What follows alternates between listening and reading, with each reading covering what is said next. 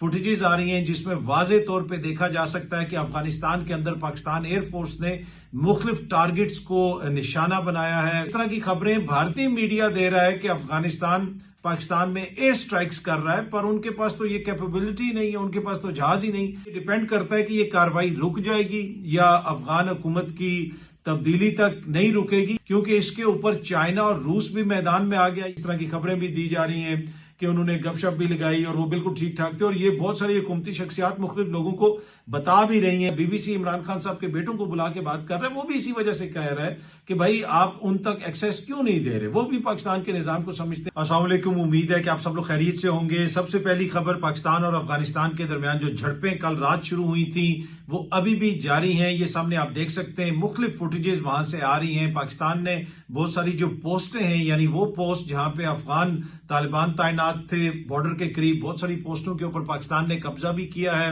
वहां पे पाकिस्तान का झंडा भी लहराया है। बहुत सारी गाड़ियां जो अफगान फौज के या तालिबान के जेर इस्तेमाल थी उनको भी कब्जे में लिया गया, और बहुत सारी इस तरह की फुटेजेस आ रही हैं जिसमें वाजे तौर पे देखा जा सकता है कि अफगानिस्तान के अंदर पाकिस्तान एयरफोर्स ने मुख्तलिफ टारगेट्स को निशाना बनाया है, जिसमें उनके एमुनिशन के जो जखीरे हैं उनको भी निशाना बनाया गया। इसके अलावा कमांड एंड कंट्रोल जो उनका स्ट्रक्चर है उसको निशाना बनाया गया, और बुनियादी तौर पे जो इस वक्त फिजा के अंदर जंग हो रही है उसमें तो पाकिस्तान का कोई मुकाबला नहीं है। टोटली पाकिस्तान एयरफोर्स डोमिनेट कर रही है, ना उनकी कोई एयरफोर्स है। ऑल्दो कि इस तरह की खबरें भारतीय मीडिया दे रहा है कि अफगानिस्तान पाकिस्तान में एयर स्ट्राइक्स कर रहा है, पर उनके पास तो ये कैपेबिलिटी नहीं है, उनके पास तो जहाज ही नहीं। वो कहां पे एयर स्ट्राइक्स कर रहा है ये मुझे नजर नहीं आ रहा। भारतीय सहाफी इस किस्म की खबरें शेयर कर रहे हैं कि जी अफगानिस्तान ने ये कर दिया, वो कर दिया। अगर अफगानिस्तान की तरफ से कोई ज्यादा जंग लड़ी जा रही है तो वो इस वक्त आपको भारतीय मीडिया के ऊपर नजर आ रही है। और इससे पहले माजी के अंदर भी जो भारतीय मीडिया का किरदार रहा है वो आपके सामने है। अब उन्होंने अब तक जो रिपोर्ट किया है वो सिर्फ ये रिपोर्ट नहीं किया कि अफगानिस्तान की नेवी भी एक्टिव हो गई और कराची के समंदर पे पहुंच गई है। उसके अलावा भारतीय मीडिया बहुत सारी इस किस्म की खबरें दे रहा है। लेकिन जिस तरह मैंने पहले भी अर्ज किया कि पाकिस्तान ने बहुत सारे टारगेट्स को निशाना बनाया है, और ये वीडियोस जो आप साइट पे देख रहे हैं, रात भर ये कार्रवाई जारी रही, दिन के टाइम भी ये कार्रवाई की गई। और पाकिस्तानी हुकाम का ये कहना है कि अफगानिस्तान की जानिब से पहले बिला इश्तियाल पाकिस्तान पे हमला किया गया और उसके जवाब में अब पाकिस्तान ये कार्रवाई कर रहा है। लेकिन मैंने जिस तरह आपको पहले भी कहा था कि अब ये डिपेंड करता है कि ये कार्रवाई रुक जाएगी या अफगान हुकूमत की तब्दीली तक नहीं रुकेगी। ये बहुत सारे इंपॉर्टेंट क्वेश्चंस हैं कि इस मामले को आगे लेके किस तरफ जाना है, क्योंकि इसके ऊपर चाइना और रूस भी मैदान में आ गया। ये सामने आप देख सकते हैं, बीबीसी भी इसको रिपोर्ट कर रहा है। चाइना ने कहा है कि भाई मुकालमे से, बातचीत से इस मसले को हल किया जाए।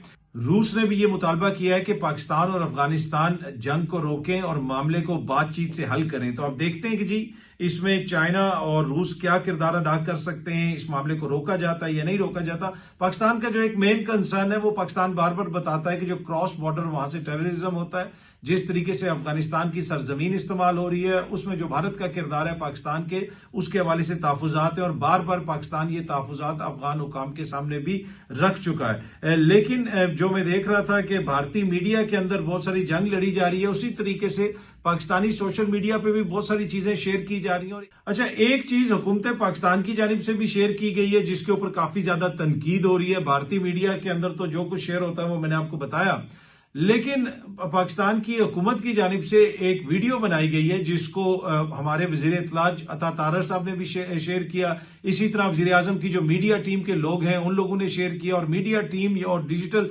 मीडिया के जो लड़के लड़कियां या लोग हैं वो उस वीडियो के अंदर आपको नजर आते हैं। और उसमें वो अफगानिस्तान का एक तरह से मजाक उड़ा रहे हैं, उनको तंदूर वाले कह रहे हैं और पूछ रहे हैं कि भाई तुम्हारे पास एयरफोर्स है या नहीं है। इंतहाई इंटेलेक्चुअली शैलो किस्म का कंटेंट बनाया गया है, जिसको आप नस्ल प्रस्ताना कंटेंट भी कह सकते हैं। आम बंदा जो अफगानिस्तान का है उसकी गुर्बत का मजाक उड़ा के तो आप मसले को हल नहीं करेंगे ना। उसका क्या ताल्लुक है वहां से जो यहाँ पे अफगान हुकूमत कार्रवाई कर रही है, ये यहाँ पे वो जो दहशतगर्दी करवाते हैं या भारत के साथ मिलकर जो कुछ भी वो करते हैं, उसका ताल्लुक आम बंदे से तो नहीं है। आप आम बंदे को इंसल्ट करके उसके रोजगार का, उसके पेशे का मजाक उड़ा के अब तंदूर पे काम करना या तंदूर लगाना कौन सा खुदा न खास्ता ऐसी कोई बुरी बात है।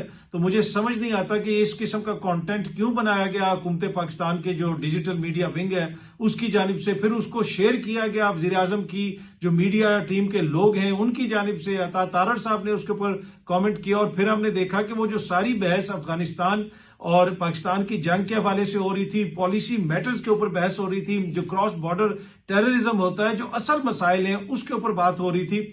अब लोगों ने सारी तवज्जो जो है उस वीडियो की तरफ कर दी और हर कोई उस पर तनकीद कर रहा है कि भाई ये किस किस्म की आपने वीडियो बनाई है। और जिस वक्त मैं ये वीडियो बना रहा हूं अभी तक वो जो वीडियो है वो रिकॉर्ड का हिस्सा भी है, सोशल मीडिया के ऊपर हुकूमती शख्सियात की जानिब से शेयर भी की गई है। ऑल्दो के बहुत सारे लोग उनको कह रहे हैं कि भाई इसको उतार दें, इसको डिलीट कर दें, वल्लाह आलम वो इसको डिलीट करेंगे या नहीं करेंगे, लेकिन कंप्लीटली अननेसेसरी, इंटेलेक्चुअली इंतहाई शैलो किस्म का कंटेंट और बॉर्डर लाइन रेसिस्ट कंटेंट बनाया गया जिसकी कतन कोई जरूरत नहीं थी। आई डोंट नो क्यों इसको बनाया गया, क्यों इसको शेयर किया गया, और फिर किसने ये समझा, वो कौन सा जीनियस है जिसने ये समझा कि ये कंटेंट शेयर करके जनाब हम कोई बहुत बड़े कमाल कर देंगे और बल्ले बल्ले हो जाएगी और पाकिस्तान का जो है हर तरफ तूती बोल पड़ेगा। मेरा नहीं ख्याल कि इससे कोई फायदा हुआ इस सारी एपिसोड के अंदर। हाँ, बाकी जो चीजें आ रही हैं, जो इस किस्म की फुटेजेस हैं, जो वहां पे टारगेट किया जा रहा है चेक पोस्टों को, वो सारी सूरत हाल सामने रखी जाए,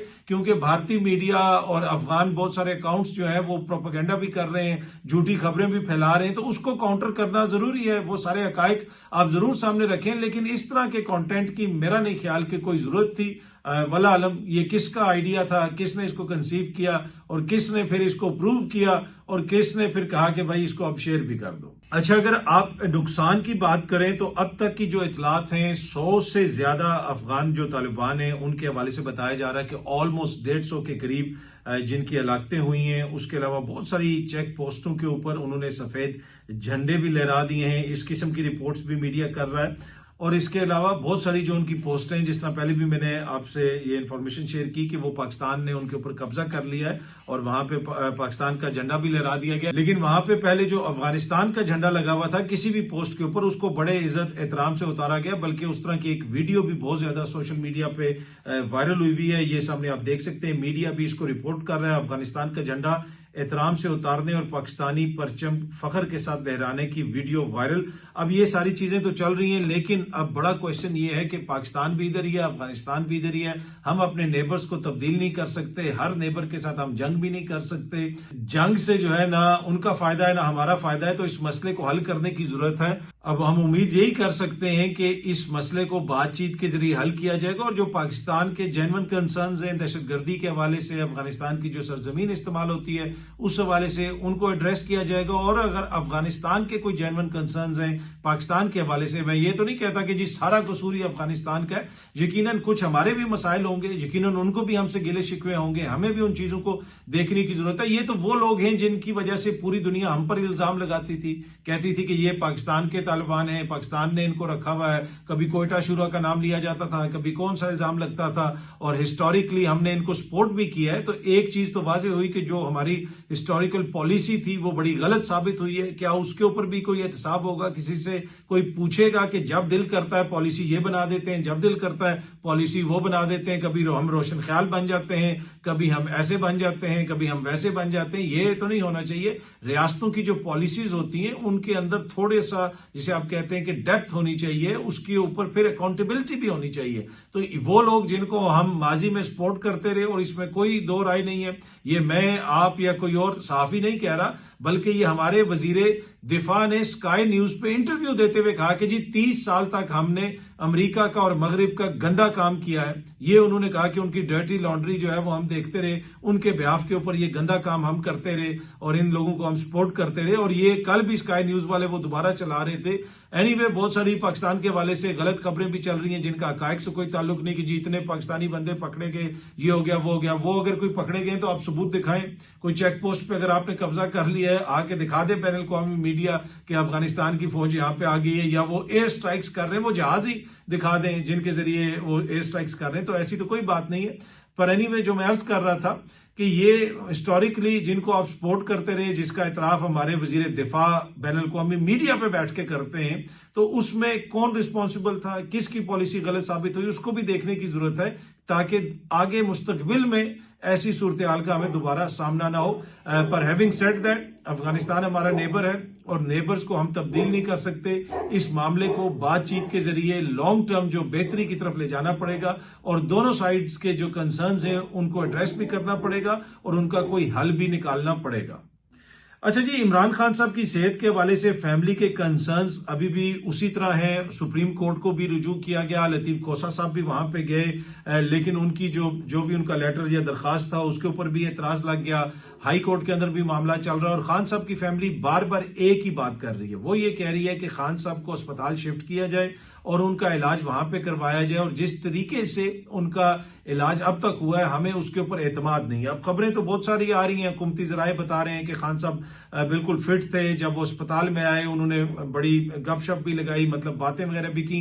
पिछली दफा का भी मैंने आपको बताया कि इवन फैमिली जराए ने बताया कि उन तक जो बात पहुंची कि पिछली दफा जब खान साहब को लाया गया था पहला टीका लगाने के लिए, तो खान साहब रिलक्टेंट थे। वो उन्होंने कहा कि मैं अस्पताल में रुकना ही नहीं चाहता, मुझे उधर ही आप वापस ले जाएं। ये उसी तरह का मामला है कि जब खान साहब को अटक जेल से अडयाला जेल शिफ्ट किया जा रहा था और उनको जाके बताया गया, एक वकील ने बड़ा खुश होकर बताया कि जी हम आपको अडयाला जेल के लेके आ रहे हैं और वो अदालत ने हुक्म दे दिया। तो खान साहब ने कहा यार इसकी अब क्या जरूरत थी, मैं तो अच्छा भला यहाँ पे सेटल हो गया था, मेरी एक्सरसाइज की रूटीन भी बन गई थी।